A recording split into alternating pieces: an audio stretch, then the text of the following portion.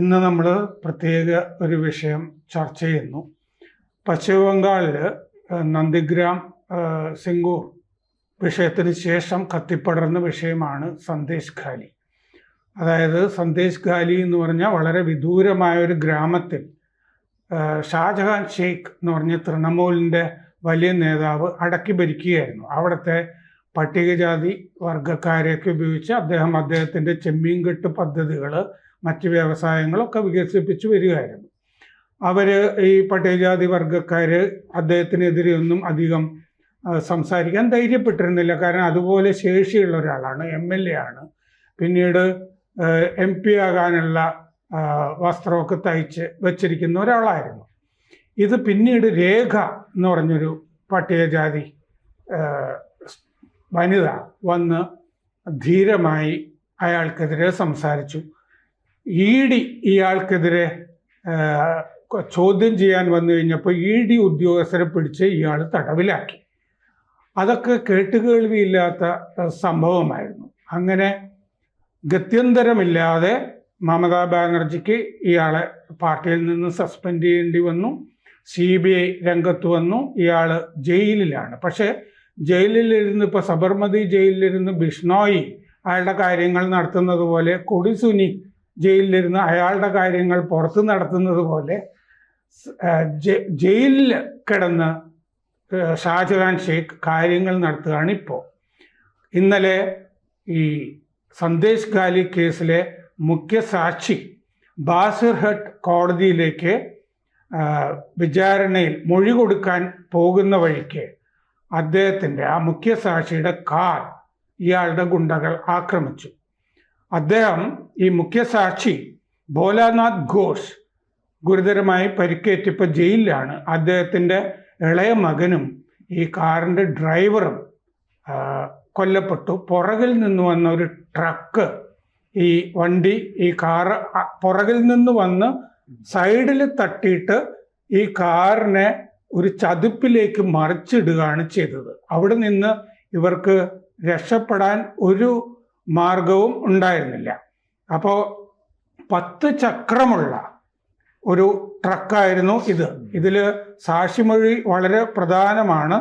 അപ്പോൾ ഇളയ മകൻ സത്യജിത്ത്, ഡ്രൈവർ ഷഹനൂർ മൊല്ല, ഇവർ രണ്ടുപേരുമാണ് കൊല്ലപ്പെട്ടത്. ഈ ഇടിച്ച ട്രക്കിൻ്റെ ഡ്രൈവർ അപ്പം തന്നെ അവിടെ നിന്ന് പലായനം ചെയ്യുകയും ചെയ്തു.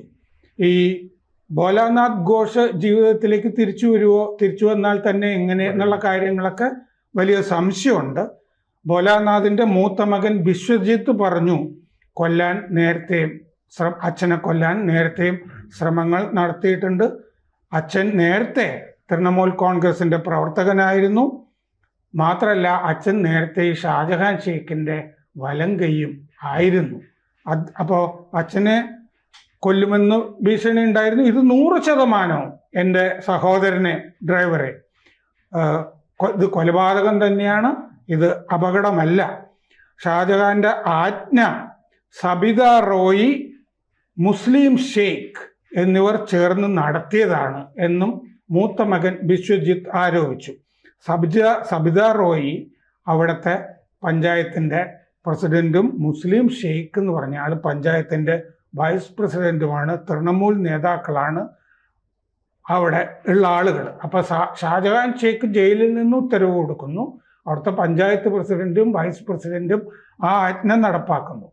ഇത് ആസൂത്രിതമാണ് എന്നുള്ളതിൻ്റെ തെളിവാണ് CCTV ഇല്ലാതിരുന്ന സ്ഥലത്ത് വെച്ചിട്ടാണ് ഈ ആക്രമണം നടന്നത്.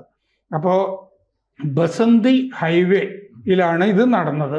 ഇത് പൊതുവെ അപകട മേഖലയാണ്, ബസന്തി മേഖല എന്ന് പറയാറുണ്ട്. പക്ഷേ ഇത് നജാദ് പോലീസ് സ്റ്റേഷൻ അതിർത്തിയിൽ ബൊയ്രാമാറി പെട്രോൾ പമ്പിൻ്റെ അടുത്താണ്. അത് അപകടം ഉണ്ടാകുന്ന സ്ഥലമല്ല ഈ ആക്രമണം നടന്ന സ്ഥലം. ട്രക്ക് പിന്നിൽ നിന്ന് വന്ന് ഇടിച്ചിട്ട് മുന്നോട്ട് പോവുകയായിരുന്നു. സൈഡിലെ ചതുപ്പിലേക്ക് കാറ് വീഴുകയായിരുന്നു. എല്ലാവരും ആ കാറിൻ്റെ അകത്ത് അകപ്പെടുകയാണ് ചെയ്തത്. മുഖ്യ സാക്ഷി ഭോലാനാഥ് ഘോഷിനെ കൊല്ലാനാണ് ഉദ്ദേശിച്ചത്. അദ്ദേഹം എന്തായാലും രക്ഷപ്പെട്ടു. കാര്യങ്ങൾ പറയാൻ സന്ദേശ് ഖാലിയിൽ മുമ്പും ഈ കേസുമായി ബന്ധപ്പെട്ട സാക്ഷികളെ ആക്രമിച്ചിട്ടുണ്ട്. ഷാജഹാനെ CBIയും EDയും കൂടിയിട്ടാണ് കുടുക്കിയത്. 2024 ജനുവരിയിലാണ് ആ സംഭവങ്ങളൊക്കെ നടന്നത്. രേഖ പിന്നീട് തെരഞ്ഞെടുപ്പിൽ സ്ഥാനാർത്ഥിയുമായിരുന്നു. നോർത്ത് 24 പർഗാനാസിലെ ഒരു വിദൂര ഗ്രാമമാണ് ഈ സന്ദേശ് ഖാലി എന്ന് പറയുന്നത്. ബാസിറട്ട് സബ് ഡിവിഷണൽ കോടതിയിൽ മൊഴി കൊടുക്കാനാണ് ഭോലാനാഥ് ഘോഷ് യാത്ര ചെയ്തുകൊണ്ടിരുന്നത്. അപ്പോൾ ഇങ്ങനെ ഈ പലപ്പോഴും എനിക്ക് തോന്നിയിട്ടുള്ളത് ബംഗാളിലെ തൃണമൂൽ കോൺഗ്രസ് ഈ പ്രീണന രാഷ്ട്രീയം ഒക്കെ ഇവിടെ CPM ഒക്കെ നടത്തുന്നത് പോലെ ചെയ്യുന്നുണ്ടെങ്കിൽ പോലും പല മേഖലകളിലും ഈ ഷാജഹാൻ ഷെയ്ഖിനെ പോലുള്ള ആളുകൾ മമതാ ബാനർജിയെ ബ്ലാക്ക്മെയിൽ ചെയ്തിട്ട് ഇവരുടെ കാര്യങ്ങൾ, ഇവരുടെ ഗുണ്ടാപ്പണിയും ഒക്കെ ചെയ്തുകൊണ്ടിരിക്കുന്നതാണ് എന്നെനിക്ക് തോന്നാറുണ്ട്. ഈ സംഭവത്തിനോട് എങ്ങനെയാണ് നീലകണ്ഠൻ പ്രതികരിക്കുന്നത്? തീർച്ചയായിട്ടും ഒരു നിയമവാഴ്ചയുള്ള ഒരു രാജ്യമാണ് നമ്മുടെ എന്നാണ് നമ്മൾ പറയുക. പക്ഷെ നിയമവാഴ്ച പലപ്പോഴും അങ്ങനെ നടപ്പാക്കാറില്ല. ഇപ്പോൾ രാമേന്ദ്രൻ തന്നെ പറഞ്ഞ സംഭവങ്ങൾ വെച്ച് നമ്മൾ നോക്കിയാൽ ഭോലാനാഥ് ഘോഷ് എന്ന് പറയുന്ന ആൾ ഒരു സാക്ഷിയാണ്. ഒരു കേസിൽ ഒരു മുഖ്യ സാക്ഷിയാണ്. അങ്ങനെ ഒരു മുഖ്യ സാക്ഷി കോടതിയിൽ എത്തരുത് എന്ന് വിചാരിക്കുന്നു പ്രതിയെങ്കിൽ ആ സാക്ഷിയെ പ്രതിക്ക് പേടിയുണ്ട്. അതാണ് കാര്യം. അപ്പോൾ സാക്ഷി വന്ന് പറഞ്ഞാൽ ഞാൻ കുടുക്കിലാവും എന്നൊരു തോന്നൽ അദ്ദേഹത്തിനുണ്ടാവും. അപ്പോൾ ഇപ്പോൾ ഇവിടെ തന്നെ അതിൻ്റെ സാഹചര്യ തെളിവുകൾ വെച്ച് ഒരു ആക്സിഡൻറ്റ് എന്ന് പറഞ്ഞാൽ പെട്ടെന്ന് ആരും അത്ര വലിയ ഇതായിട്ട് എടുക്കില്ലേ. നമ്മുടെ നാട്ടിൽ എത്രയോ ആക്സിഡൻറ്റുകൾ ഉണ്ടാവണം, അതും അപകട മേഖലയാണ് എന്നൊക്കെ നമ്മളിപ്പോൾ നേരത്തെ പറഞ്ഞ അതിൻ്റെ അടുത്ത അപകട മേഖല അല്ലാന്നുണ്ടെങ്കിൽ ആക്സിഡൻറ്റ് ഒരു മനഃപൂർവ്വമാണോ അല്ലയോ എന്ന് തെളിയിക്കുന്നത് വളരെ ബുദ്ധിമുട്ടുള്ള ഒരു കാര്യമാണ്. ഇപ്പം ഈ വാദമൊക്കെ കോടതിയിൽ പോയാൽ ഇയാളുടെ ബന്ധം ആരാന്നറിയണം, ഡ്രൈവർ ആരാ, ആ ഡ്രൈവർ ഓടിപ്പോയി, വേറെ ആൾ വന്ന് ഡ്രൈവറാന്ന് പറഞ്ഞാൽ ഒന്നും ചെയ്യാൻ പറ്റില്ല. കാരണം ഇത്രയും സ്വാധീനമുള്ള ആളുകളാണ്. അവിടെയാണ് ഈ പ്രശ്നം. നമ്മുടെ രാഷ്ട്രീയത്തിൽ ഇത്തരം പ്രാദേശിക സ്വാധീനങ്ങൾ എല്ലാ കാലത്തും ഒരു വലിയ പ്രതിസന്ധിയായ നേതാക്കന്മാർക്ക് തന്നെ. സത്യമാണ്. കോൺഗ്രസ് തന്നെ പന്തൊക്കെ യുപിയിലുണ്ടായിരുന്ന കാലത്ത് പ്രാദേശിക നേതാക്കന്മാർ, മെയിൻ നേതാക്കന്മാർക്ക് അവരുടെ എന്തൊക്കെ പ്രത്യയശാസ്ത്രം പറഞ്ഞാലും അവർക്കത് ഇപ്പോൾ CPM ബംഗാളിൽ ഭരിച്ചിരുന്ന കാലത്ത് അവർക്കെതിരെ പറഞ്ഞിരുന്ന ഏറ്റവും വലിയ ആരോപണം ഇതാണ്. പ്രാദേശിക ഗുണ്ടകൾ, ലക്ഷ്മൺ അതുപോലെയുള്ള ആളുകൾ അവർ ഭരിക്കുന്നു, ജനങ്ങൾക്ക് അതിനോട് വെറുപ്പാണ്. അങ്ങനെയാണ് നന്ദിഗ്രാമിലും സിംഗൂരിലും അടക്കം നിരവധി ഇടങ്ങളിൽ CPMനെതിരായി വികാരമുണ്ടാവുന്നത്. അതുപയോഗിച്ച് തൃണമൂൽ അധികാരത്തിൽ വരും. തീർച്ചയായിട്ടും ഇപ്പം പലരും പറഞ്ഞൊരു കാര്യം, തൃണമൂൽ അധികാരത്തിൽ വന്നപ്പോൾ CPMന്റെ ഓഫീസ് തന്നെ തൃണമൂലുകാരാക്കിയെന്ന്. CPMന്റെ അങ്ങനെ ഓഫീസ് തന്നെ തൃണമൂൽ ഓഫീസായി. കൊടി അങ്ങ് മാറ്റി, ചോപ്പ് മാറ്റി വെള്ളയാക്കി. CPMന്റെ ഗുണ്ടകൾ നേരെ തൃണമൂൽ ഗുണ്ടകളായി. കുറച്ച് പേര് BJP ആയിട്ടുണ്ടാവും, ഇല്ലെന്ന് ഞാൻ പറയുന്നില്ല. കാരണം അവർ രണ്ടുപേരും ഉള്ളൂ പോടെ. ഇപ്പൊ BJPയും തൃണമൂലല്ലേ ഉള്ളൂ. അപ്പൊ തീർച്ചയായിട്ടും ഈ ഗുണ്ടകൾക്ക് അവർ തമ്മിലുണ്ടെങ്കിൽ അവർ തമ്മിൽ ചില ഇതുകളുണ്ടാവും. അപ്പൊ ഇതിവിടെ സംഭവിച്ചിട്ടുള്ള ഇപ്പം ചെമ്മീൻ കെട്ട് അതുപോലെയുള്ള നിയമവിരുദ്ധ പ്രവർത്തനങ്ങൾ ഇതൊക്കെ നടത്തുന്ന ആളുകളെ സംബന്ധിച്ചിടത്തോളം അവരുടെ കൂടെ ഒരു സംഘം ഉണ്ടാവും. നമ്മൾ കേരളത്തിലും ചെറുതായിട്ടൊക്കെ കണ്ടിട്ടുണ്ട്. അവരെ ഇപ്പോൾ പാറമട നടത്തുന്ന സംഘക്കാർ, അവരുടെ കൂടെ ഒരു ഗൂഢസംഘം ഉണ്ടാവും. ആ ഗൂഢസംഘക്കാർ ഇവരെ ബാക്കിയുള്ളവരെ അതിനെ എതിർക്കുന്ന ആളുകളെ അടിച്ചോടിക്കും. ഇവിടെ ഇപ്പോൾ പട്ടികജാതിയിൽപ്പെട്ട ആളുകളാണ് ഈ ഇതിൽ ഇരകളാക്കപ്പെട്ട മനുഷ്യർ, ആദിവാസികൾ. അപ്പൊ അത് പ്രത്യേകിച്ചും ഈ 24 പർഗാന എന്ന് പറഞ്ഞാൽ വളരെ പിന്നോക്കം നിൽക്കുന്ന, ഇപ്പോഴും വളരെ പിന്നോക്കം നിൽക്കുന്ന. അതിൽ എനിക്ക് തമാശ തോന്നിയിട്ടുള്ളത് 10 വർഷം കൊണ്ട് കേരളത്തിൽ വലിയ വികസനം ഉണ്ടാക്കി എന്ന് പറയുന്ന ആളുകൾ 35 വർഷം ഭരിച്ച സ്ഥലവും കൂടിയാണ്. 35 വർഷം ഭരിച്ചപ്പോൾ പിന്നെ പൊടി പോലും ഇല്ല കണ്ടുപിടിക്കുക എന്നുള്ള സ്ഥിതിയായി. അപ്പോഴും അത്രയ്ക്കും ബാക്ക്വേർഡാണ് ബംഗാൾ. അതുകൊണ്ടാണല്ലോ അവിടുന്ന് ആളുകൾ ഇവിടെ വന്ന് പൊറോട്ട അടിക്കാൻ നിൽക്കണേ. അപ്പൊ ആ അർത്ഥത്തിൽ പിന്നോക്കമായൊരു പ്രദേശത്ത് ഇത്തരം ഗുണ്ടകൾ, രാഷ്ട്രീയ ഗുണ്ടകൾ പവർഫുൾ ആവുക എന്നുള്ളൊരു സാധാരണ സംഭവമാണ്. ഒരുപക്ഷെ നമുക്ക് എറണാകുളം ടൗണിൽ അങ്ങനെ ചെയ്യാൻ പറ്റില്ല, അല്ലെങ്കിൽ കേരളം പോലൊരു സ്ഥലത്ത് വളരെ കുറച്ചേ അങ്ങനെ ചെയ്യാൻ പറ്റൂ. ഇതിപ്പോൾ അതല്ല, വളരെ വിദൂര ഗ്രാമങ്ങളിൽ ഇതുപോലെയുള്ള ആളുകൾ ഉണ്ടാവുക. പിന്നെ ജയിലിൽ കിടന്ന് നിയന്ത്രിക്കാൻ കഴിയുക. അധികാര സ്ഥാനത്തുള്ളവരെ സംബന്ധിച്ചിടത്തോളം ജയിലൊരു വിഷയമല്ല. ജയിൽ അവർക്കൊരു ടൂറിസ്റ്റ് സെൻ്ററാണ്. നമ്മൾ കേരളത്തിൽ കണ്ടിട്ടില്ലേ. എന്നിട്ട് വേണ്ടി ബാക്കിയുള്ളവർ പറയും. ജയിലിൽ കിടക്കുന്നവന് മദ്യം കിട്ടുക, ജയിലിൽ കിടക്കുന്നവന് ഭാര്യയോട് സംസാരിക്കാൻ കഴിയുക, ഇതൊക്കെ നമ്മൾ കണ്ടിട്ടുള്ളതാണ്. അപ്പോൾ അതുകൊണ്ട് കേരളത്തിൻ്റെ എത്രയോ മടങ്ങായിരിക്കും ബംഗാളിലുണ്ടാവുക. നമ്മളത് ആലോചിച്ചാൽ തീർച്ചയായും ആ സാക്ഷിക്ക് സത്യസന്ധമായി കാര്യങ്ങൾ പറയാൻ കഴിയുകയാണെങ്കിൽ ഇയാൾക്ക് കോടതിയിൽ ശിക്ഷ കിട്ടാം. ഇനി ശിക്ഷ കിട്ടിയാലും എത്രത്തോളം ഉണ്ടോന്നും നടപ്പാക്കണ്ടാരാ. നമ്മൾ ഈ ശിക്ഷ കിട്ടിയെന്ന് പറഞ്ഞിട്ട് കാര്യമില്ല. ശിക്ഷ ഇപ്പോൾ പലർക്കും കിട്ടിയിട്ടുണ്ട് ഇവിടെ. അവർ ശിക്ഷയാവില്ല അവർക്ക്. കാരണം അവർക്ക് അധികാരവും പണവും ഉണ്ടെങ്കിൽ. ഇപ്പോൾ തൃണമൂൽ അയാളെ സസ്പെൻഡ് ചെയ്തിട്ടുണ്ട്. തൃണമൂലിന് എത്ര കാലം അയാളെ സസ്പെൻഡ് ചെയ്ത് നിർത്താൻ കഴിയുന്നില്ല. കാരണം ഇപ്പോൾ അടുത്ത വർഷം തെരഞ്ഞെടുപ്പ് വരെയാണ്. തെരഞ്ഞെടുപ്പ് കാലത്ത് ഈ ഗുണ്ടകളും ഈ പ്രാദേശിക നേതാക്കളും ഒക്കെ ആവശ്യമുണ്ട്. തെരഞ്ഞെടുപ്പ് ജയിക്കണമെങ്കിൽ ഇവരൊക്കെ വേണം എല്ലാ പാർട്ടിക്കും. അതുകൊണ്ട് തീർച്ചയായും അയാൾ ഇനി തിരിച്ചു വരുമോ, അയാൾക്ക് പോകാൻ പറ്റുമെന്ന് എനിക്കറിയില്ല. വളരെ വളരെ നിർഭാഗ്യകരമായ ഒരു സംഭവമാണ് എന്ന് നമുക്ക് ഒറ്റയടിക്ക് പറയാൻ പറ്റും.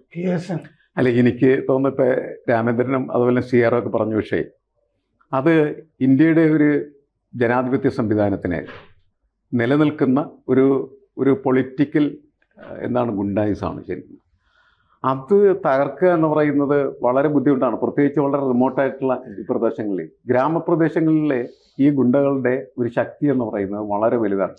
പാർട്ടി മാറുന്നു, നേരത്തെ പറഞ്ഞല്ലേ സി പി എമ്മിൻ്റെ അന്തകരായിരുന്നു അവർ നേരെ തൃണമൂലിലേക്ക് കയറുന്നു. ഇനി അടുത്ത് തൃണമൂലിനെ നശിപ്പിക്കുന്നവർ ഇവരാണ് എന്ന് ജനം തീരുമാനിക്കുകയാണ് ചെയ്യുന്നത്. അങ്ങനെ ജനം അതിനെതിരായിട്ട് ഒരു പ്രത്യേക നിമിഷത്തിൽ പൊട്ടിത്തെറിക്കും. അങ്ങനെ ഇവർ എന്ത് ചെയ്യും? മാറും. ഇവർ മാറും എന്ന് പറഞ്ഞാൽ ഈ ഭരണകൂടം മാറും. ആ ഭരണകൂടം മാറും എന്നല്ലാണ്ട് ഗുണ്ടകൾ മാറുമോ? ഇല്ല. അവരുടെ കൂടെ ഗുണ്ടകൾ പുതിയ ഭരണകൂടത്തിന്റെ ഭാഗമാകും. ഉപജീവന മാർഗമാണ് അവർക്ക് പ്രശ്നം. അപ്പൊ അതുകൊണ്ട് ഭരണകൂടം മാറിയാൽ പോലും എല്ലാ ഭരണകൂടങ്ങളെയും നിയന്ത്രിക്കുന്ന തരത്തിലേക്ക് ഈ ഗുണ്ടകൾ രൂപപ്പെട്ടിരിക്കുന്നു. അവർക്ക് പ്രവർത്തിക്കാനായിട്ട് കഴിയുന്നു. എനിക്ക് എന്തിനാണ് ഇയാളെ ഇങ്ങനെ കൊല്ലുന്നതെന്ന് എനിക്ക് മനസ്സിലാവുന്നില്ല. കാരണം എന്താണ്? ഇയാളെ കൊന്നില്ലെങ്കിൽ അയാളെ ശിക്ഷിച്ചാലും ഇയാൾക്ക് വലിയ കുഴപ്പമൊന്നുമില്ലാത്ത സാഹചര്യത്തിൽ എന്തിനാണ് അയാൾ ഇതൊക്കെ ചെയ്യുന്നതെന്ന് നമുക്ക് വേണമെങ്കിൽ തോന്നാം. എന്തായാലും ഇത് ആസൂത്രിതമായിട്ടുള്ള കൊലപാതകത്തിൻ്റെ എല്ലാ സവിശേഷതകളുമുണ്ട്. ഇത് വെച്ച് പൊറിപ്പിക്കാൻ പാടില്ലാത്ത ഒരു ശൈലിയാണ്. ആ ശൈലിയെ തകർക്കാൻ കഴിഞ്ഞാൽ മാത്രമാണ് നമുക്ക് ജനാധിപത്യത്തെക്കുറിച്ചൊന്ന് വാതുറന്ന് സംസാരിക്കാൻ പോലും കഴിയുള്ളൂ. ഇതെന്ത് ജനാധിപത്യം? അതിഭീകരമായിട്ടുള്ള ഗുണ്ടാരാജിൻ്റെ ലോകം. അതിൻ്റെ പേര് എന്ന് പറഞ്ഞാൽ ഈ തൃണമൂൽ കോൺഗ്രസ് എന്ന് ഇപ്പോൾ, നേരത്തെ CPM, ഇനി എനിക്ക് തോന്നുന്നു കുറേ കഴിയുമ്പോൾ BJP എന്നാവുന്നത്. കാരണം വെച്ചാൽ ഇവരൊക്കെ അങ്ങോട്ടാണ് ചെറ്റെറിക്കുന്നത്. അപ്പോൾ ഇത് എല്ലാ രാഷ്ട്രീയ പാർട്ടികളും ആത്യന്തികമായി ഇതാണ് അതിൻ്റെ ദ്രോഹം എന്ന് തിരിച്ചറിഞ്ഞ് ഇവരെ കുറേശ്ശെങ്കിലും അകറ്റി നിർത്താനായിട്ട് ശ്രമിച്ചില്ലെങ്കിൽ നമുക്ക് ഇങ്ങനെ തന്നെ വീണ്ടും ഇരുന്ന് പരിതപിക്കേണ്ടി വരും എന്നാണ് എനിക്ക് തോന്നുന്നത്. ഇതെന്തുകൊണ്ടാണ് ഈ മുഖ്യസാക്ഷിയെ ആക്രമിച്ചത് എന്ന് മനസ്സിലായില്ല എന്ന് PSN പറഞ്ഞു. ഞാനിത് അവസാനിപ്പിക്കുകയാണ്. ഗുണ്ടായിസത്തിൽ ധാർമ്മികതയില്ല. കൂടുതൽ വാർത്തകളും വിശേഷങ്ങളും നിങ്ങളിലേക്ക് എത്താൻ ABC മലയാളം സബ്സ്ക്രൈബ് ചെയ്യുക, ബെൽ ബട്ടണും അമർത്തുക.